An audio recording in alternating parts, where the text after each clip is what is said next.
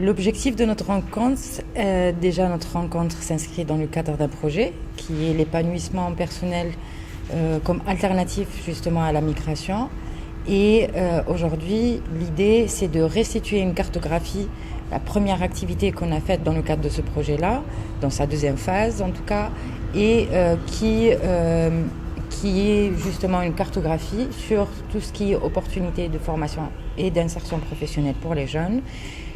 C'est une cartographie aussi qui permet d'identifier les différents acteurs, les différentes opportunités, les différentes ressources en tout cas, qui sont là, les programmes aussi, les politiques qui existent là pour développer justement la formation et l'insertion professionnelle pour les jeunes.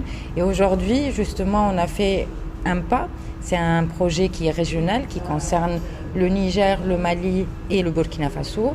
Et donc, dans ce premier pas, l'idée aujourd'hui, c'était de le confronter avec d'autres acteurs qui ont déjà été touchés par l'enquête ou pas. Et l'idée, c'est d'alimenter encore plus cette enquête, les résultats, d'alimenter encore plus ce qui en ressort vraiment et de pouvoir vraiment présenter, de partir d'une base très très solide. Voilà. Dans votre présentation, on a vu que vous avez montré beaucoup d'opportunités qui existent ici même. Beaucoup d'opportunités. Oui. D'accord, oui. Est-ce que c'est réel?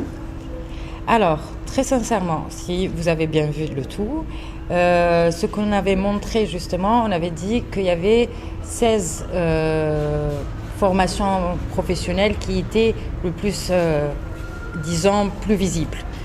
Maintenant, je pense que beaucoup disent que justement, il n'y en a pas beaucoup et que le travail qu'on devrait faire aujourd'hui, justement, c'est aussi de valoriser ce qui existe et de voir par la suite comment renforcer, appuyer pour que les choses vraiment s'améliorent dans ce sens-là. Je ne pourrais pas vous dire que... Alors, c'est une cartographie, bien sûr, qui est partie sur la base d'une enquête sur le terrain, qui a été fait avec des structures bien précises, que ce soit institutionnelles, que ce soit d'associations, que ce soit d'incubateurs, etc. Donc, c'est des chiffres très réels.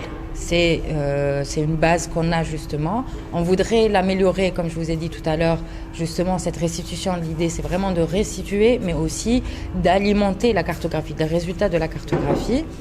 Par la suite, justement, l'idée, c'est de se dire, OK, comment on pourrait valoriser ce qui existe, l'existant, et comment on pourrait appuyer, renforcer, soutenir pour qu'il y ait une meilleure visibilité ou une meilleure coordination ou une meilleure...